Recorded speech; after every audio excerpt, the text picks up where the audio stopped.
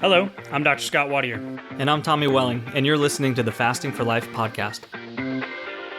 This podcast is about using fasting as a tool to regain your health, achieve ultimate wellness, and live the life you truly deserve.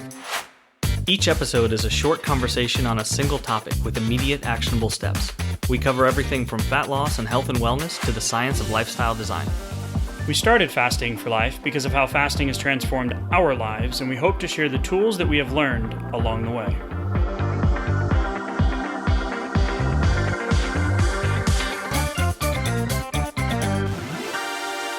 Hey everyone, welcome to the Fasting for Life podcast. My name is Dr. Scott Watier, and I'm here as always with my good friend and colleague Tommy Welling. Good afternoon to you, sir. Hey Scott, how are you? Doing fantastic, my friend. Excited. We're in February of 2026. Already. Going to have a really great conversation today around questions that have been submitted by you, the listener. So if you are new to the podcast, welcome in. Thanks for giving us a shot. Thanks for finding us. If you want to know more about why we believe fasting is such a powerful tool to lose weight, regain your health, and just change your life to be fully transparent, head back, listen to episode 0, episode 1. Listen to our story on how it transformed our lives, and now it'll give you some insight into why we do what we do week in and week out with the podcast, with our resources on our website, with our challenges, with our coaching, etc. So thank you for being a part of our Fasting for Life journey. If you're a long-term listener, thank you once again for tuning in.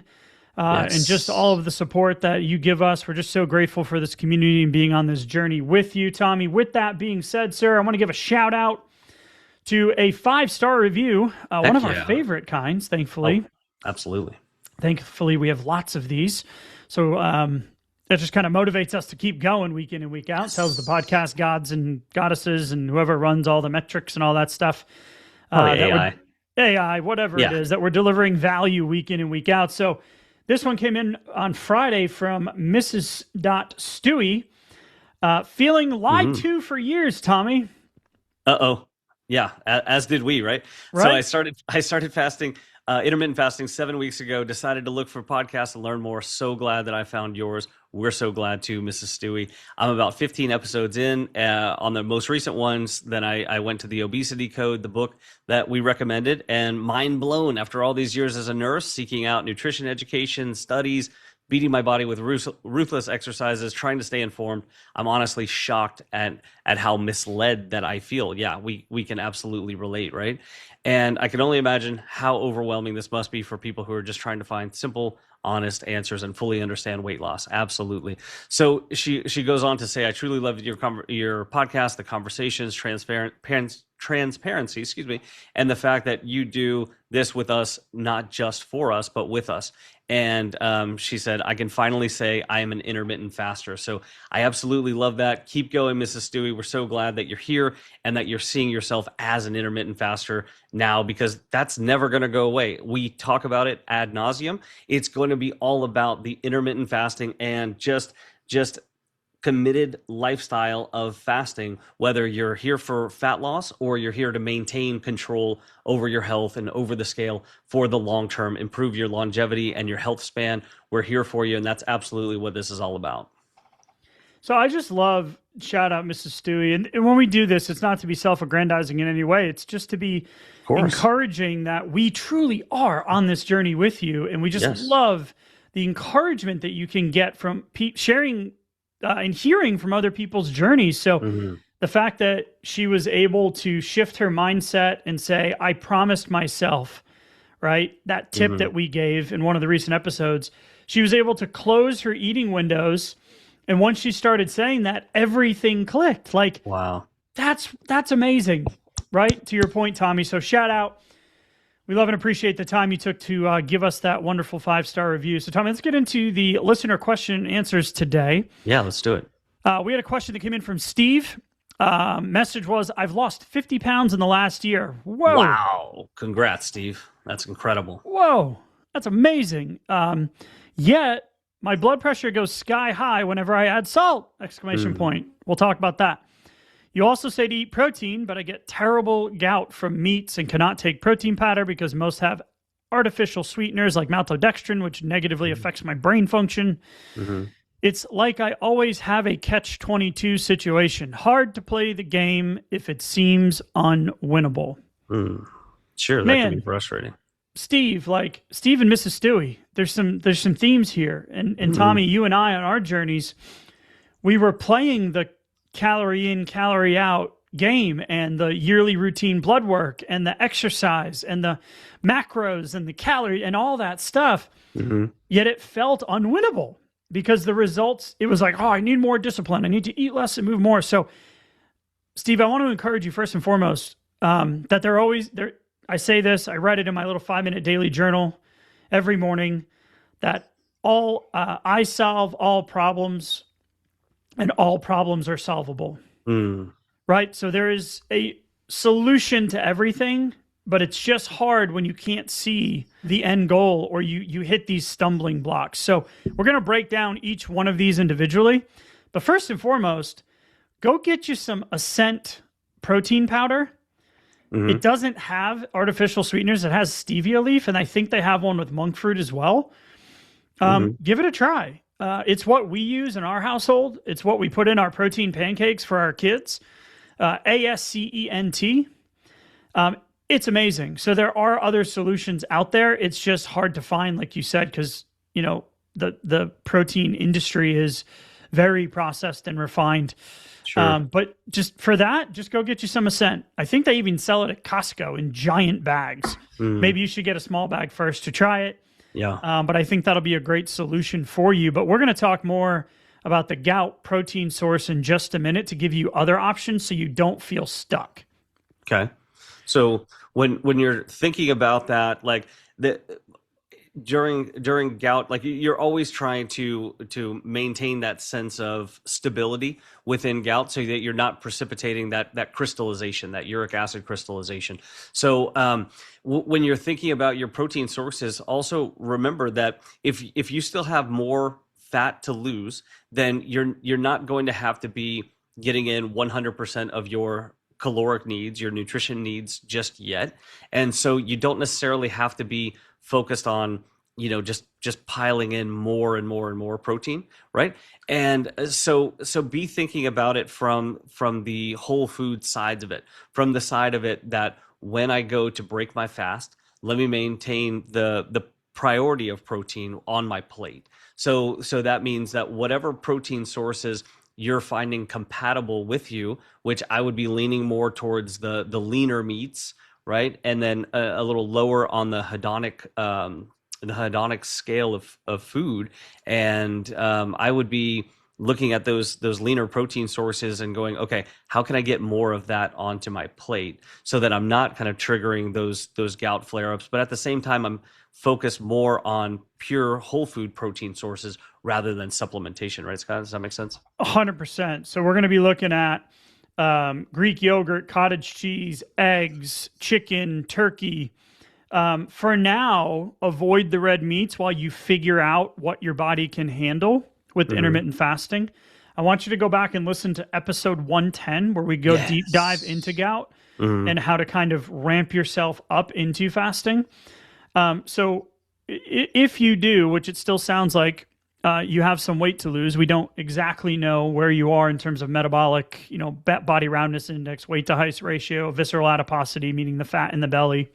But the studies do show that adiposity and metabolic health, getting the weight off will help normalize the gout response and that salt sensitivity. Sure. Because if you are in the overweight, obese category or wherever you are, we don't love, the BMI, but if you are, you can develop a salt sensitive pattern even after weight loss. So you might be in the category where salt is off limits for right now. Just from you've got two kind of, what's the word I'm looking for here? You've got two kind of landmines right now, that uric acid spike and the salt sensitivity, which can make it feel unwinnable. But we just talked through one, which is change your protein sources, and then go back and listen to episode 110. And then the second thing is going to be, what can you do instead of salt? Well, we want to stay minerally hydrated.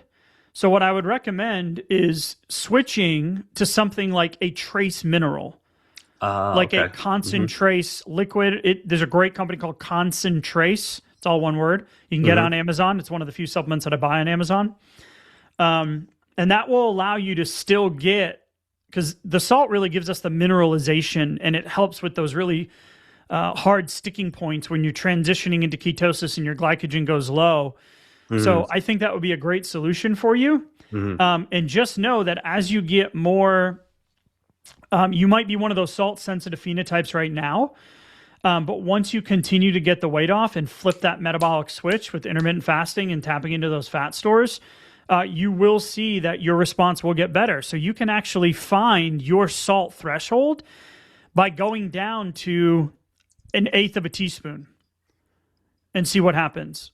And then you can do 1/4 of a teaspoon.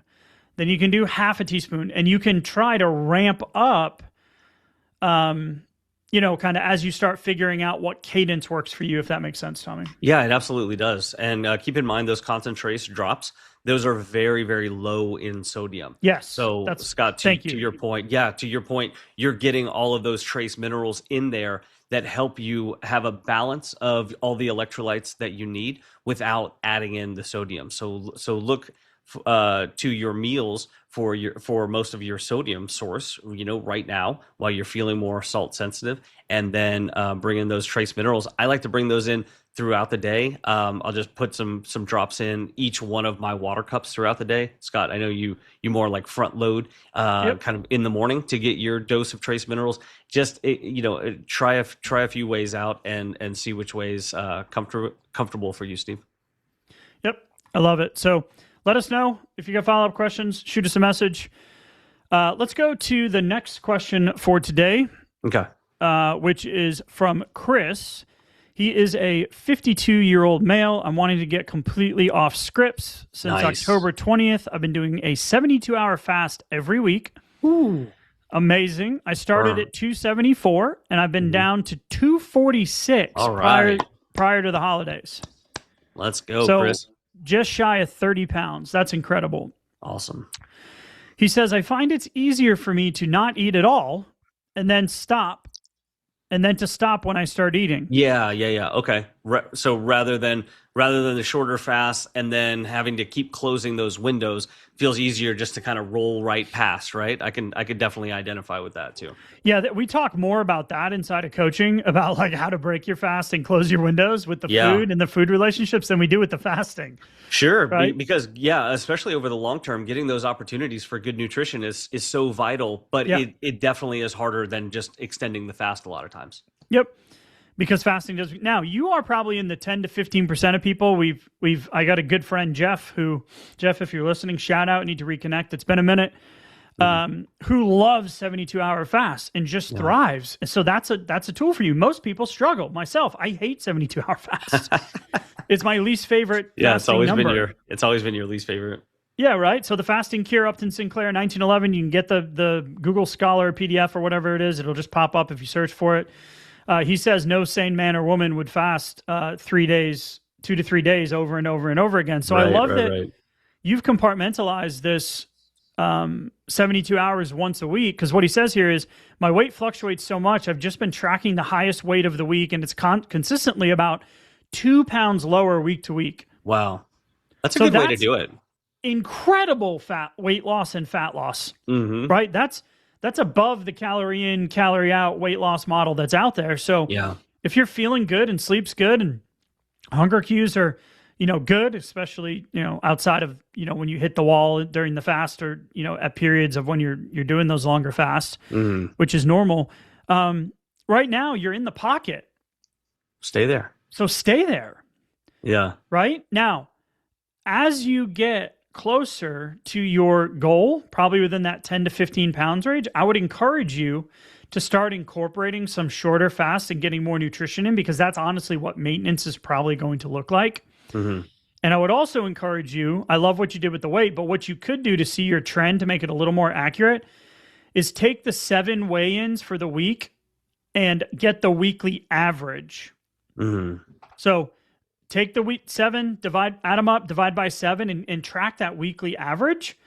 But yeah, man, stay in the pocket. Like, you're working right now, as long as you're feeling good and sleep's good, like I said, and you're eating, quality protein and quality food during the nutrition opportunities most of the time. I mean, dude, roll with it.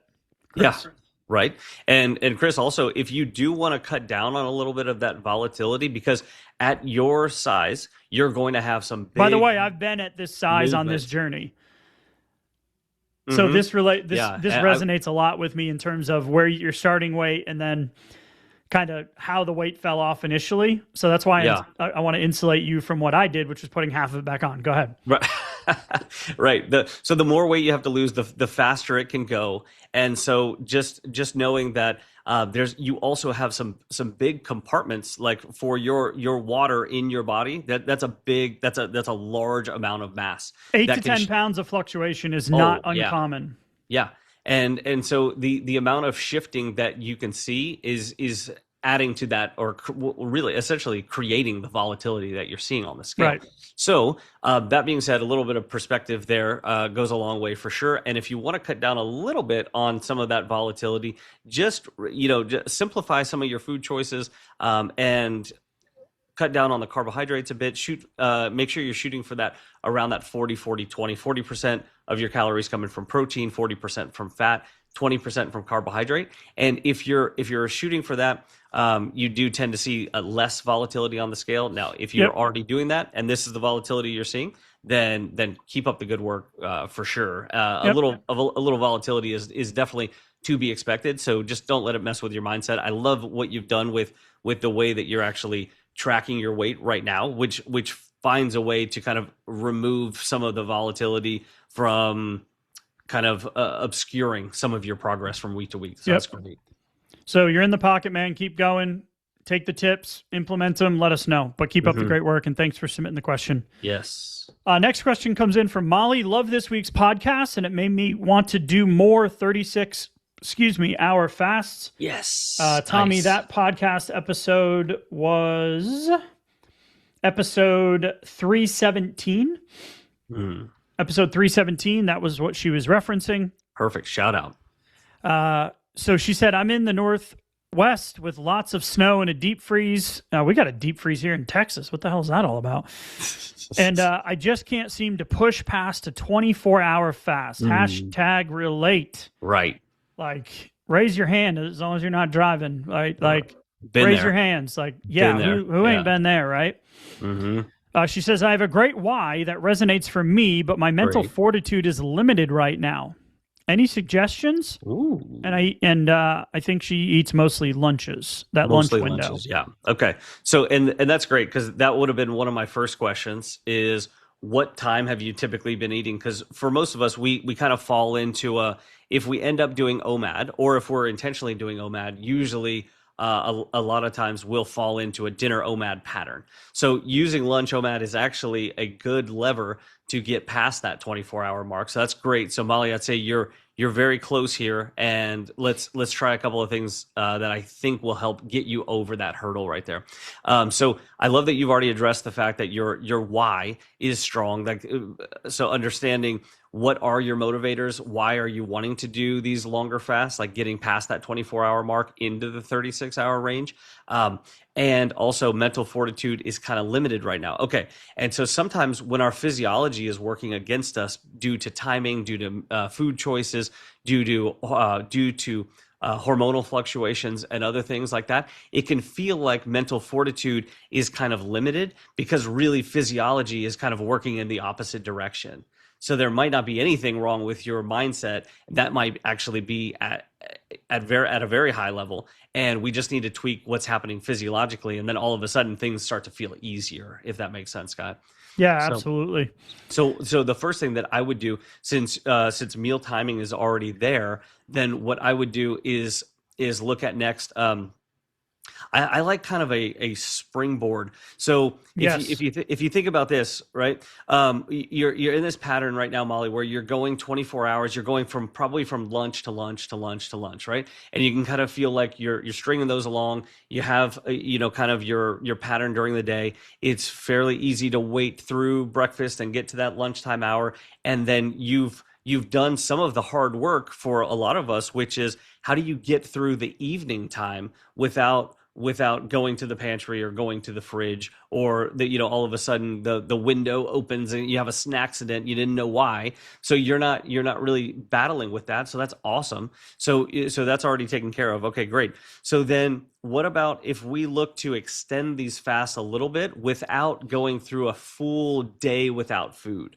So what if we just tweak the timing of it just a little bit and try one day, instead of a lunch, let's go a little earlier on that day, okay? Right? You see where I'm going, Scott? Mm-hmm. We go like a late breakfast or early lunch, and then we're going to start to extend from 24. We might get into 26, 28 hours.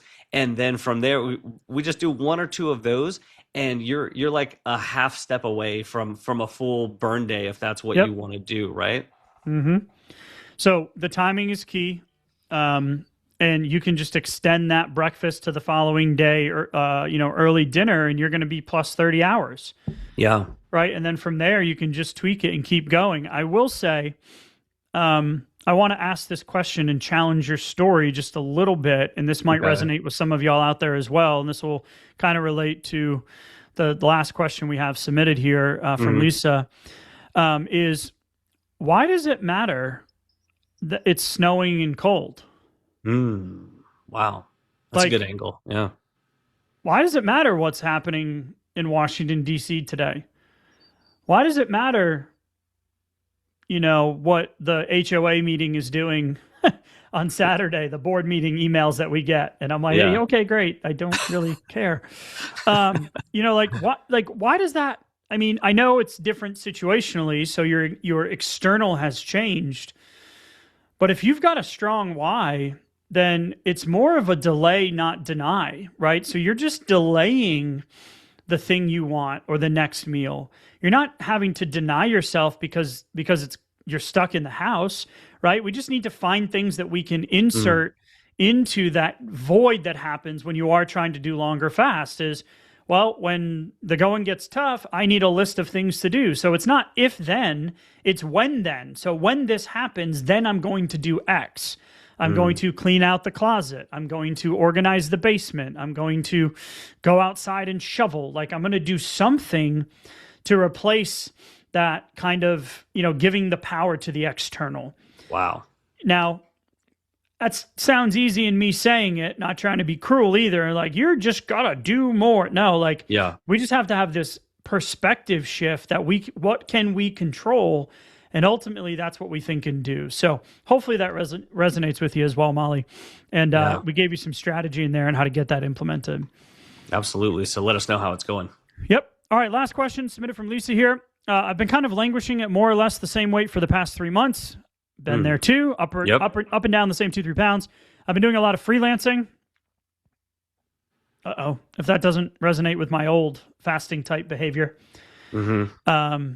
I was a freelancer. If you're not sure what that is, we have a fasting types PDF that kind of outlines your default behavior patterns with food and fasting. It's on the website. It's great.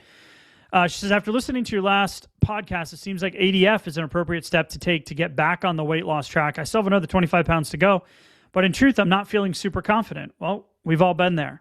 Right. I find fasting 20 plus hours pretty easy, but as I approach that 24-hour mark, we were just talking about this with Molly. Yep. In the evening, it gets harder. For a while, modified ADF was working well, but more recently, I've switched to eating more of a regular meal either earlier in the day or at least last minute. And I do try to get my protein quota. So I love the fact that you've already done something to change the outcome. You've moved your meal earlier, and that is a huge lever. That's huge. Huge. So well done. But I'm not moving forward, and it's starting to feel like a slippery slope. But the scale hasn't really changed much. I'm starting to feel my clothes are feeling a little bit tighter, and I'm feeling hungrier. And I physiology working against you a little bit there. Yep, your body's self-defense mechanisms, right? The three-pronged temper tantrum from a metabolic, caloric burn, and physiology standpoint. And she says, I often feel like I'm actually not eating enough because I don't really allow myself a full nutrition day, and I always have anxiety about eating. Okay, now we're getting somewhere. Yes, now we are. Clearly, none of this is working for me. Well, it's not working for you right now. Yeah, not yet. However, when I think about committing to a stricter schedule, ADF, I feel resistant, unmotivated. Is this fasting fatigue or just self-indulgent? Also, when I do a modified or full alternate day fast, what should be my nutrition day look like in terms of intake?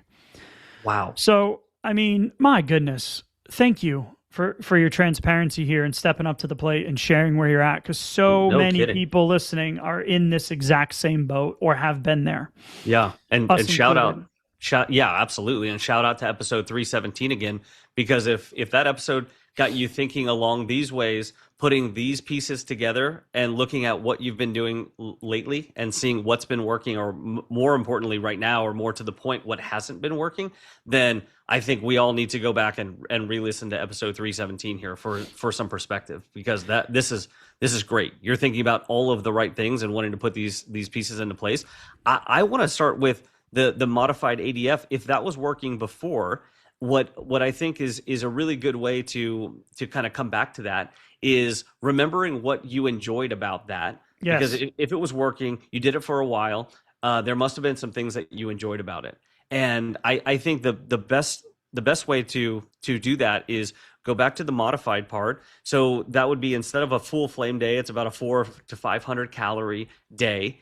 And that allows for good time for insulin to go to low levels, but also still bringing in some food, so you're not having to, just kind of muscle your way through, especially that dinner time, which can be tricky. Now, obviously, you can kind of graduate yourself over a little bit of time into a full flame day if you'd like, but you don't have to. Modified ADF is a very, very effective fasting strategy.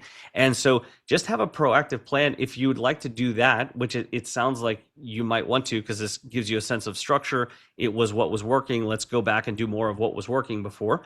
Then just plan out your next few 400 or 500 calorie days. I love a good loaded salad, like something that really tastes good that I can look forward to. Not just, hey, yeah, give me the dry salad with some dry chicken on it because that's a good diet food. No. I'm talking about spend a few minutes, like pull up some recipes, pull up a Big Mac salad recipe, and like go to town with it. Like give yourself some extra protein and like enjoy eating it. Like make it take a little while, because that's low on the hedonic food scale. So it's lower calorie, but higher in volume. So you get to just sit there and just munch for a while. So it's not like it's just 5 or 10 minutes of rabbit food and then you're done, right? Like you can really feel satiated and feel like it's a good real meal. And then the next day, just have a little bit of a better plan for, okay, that's what I did today. Good. That was my fasting. That was my caloric deficit. Okay, tomorrow, I really want to hit 80, 90, 100% of my nutrition needs. Like do it for real, and give yourself permission to do that with a good protein prioritization. So it's not freelancing. This is the opposite of freelancing. It's with a very proactive plan. Your body's going to love it. Your caloric intake is going to be good. Your insulin response is going to be good because you're focused on good protein and you have good fasting time here. And then guess what? You're going to do it again. And it's going to be effective, and it's going to be motivating, and it's going to feel like I'm not depriving myself. Yep. I'm motivated, and I see the scale moving, and the clothes are fitting well, right? Like it just works. Yep. So I love that shift to focus on what was working, because when she said I feel resistant and unmotivated, when I think about committing to a stricter schedule, I feel resistant and unmotivated. So guess what? Exactly. That's not the solution. Yes. Right? Like I just think of parenting with my young kids. Right? Like more yelling should be helpful, right? Don't eat on the couch. Don't eat on the couch. Don't eat on the like they're just like, that's not working. I got to do something different. Right. I have to go over and get at their level and speak quietly and shift their focus and encourage, hey, we're all at the table. Come play with us. Like bring the puzzle with you. Like if I just keep repeating, don't eat on the couch. What not to do, it's not going to work. Right. So I want to encourage you that yes, that's normal when you're trying to get back on the train, so to speak. So don't go where it feels forced, because we already know subconsciously that it's not going to stick. Right. So I love what Tommy outlined is focus on the priority. And I also want you to know that we are not, sled dogs working for our next meal. Mm-hmm. Like food is fuel. You need food. You need it. We can't live in an 8 to 1,200 calorie restriction world and expect our health outcomes to be great. Mm-hmm. Right? So if you can combine the fasting with the feeling of looking forward to those meals and allowing yourself to know that, yes, a full nutrition day is 100% normal. Right. Think long term. Yeah. And required for maintenance once you get the remaining pounds off. Yeah. Right? So double down, go back to what was working. Let us know how you're doing. We're encouraging you. We're with you. There's so many people that are just like nodding their head right now, listening. I already know, even though we don't see you. Right. So we just appreciate. Tell us if this resonates with you, if you're out there listening right now. Yep. Let us know. All right, Tommy. That is our Q&A for today. Thank you again for the 5-star reviews and the shout outs. Yes. Excited to continue to build our fasting lifestyle in 2026. Yes, it's already February 3rd. Holy moly. But here we are. So Tommy, man, appreciate the conversation, and we will talk soon. See you next week. Thank you. Bye. Bye. So, you've heard today's episode, and you may be wondering, where do I start? Head on over to thefastingforlife.com and sign up for our newsletter, where you'll receive fasting tips and strategies to maximize results and fit fasting into your day-to-day life. While you're there, download your free Fast Start guide to get started today. Don't forget to subscribe on iTunes, Spotify, or wherever you get your podcasts. Make sure to leave us a 5-star review, and we'll be back next week with another episode of Fasting for Life.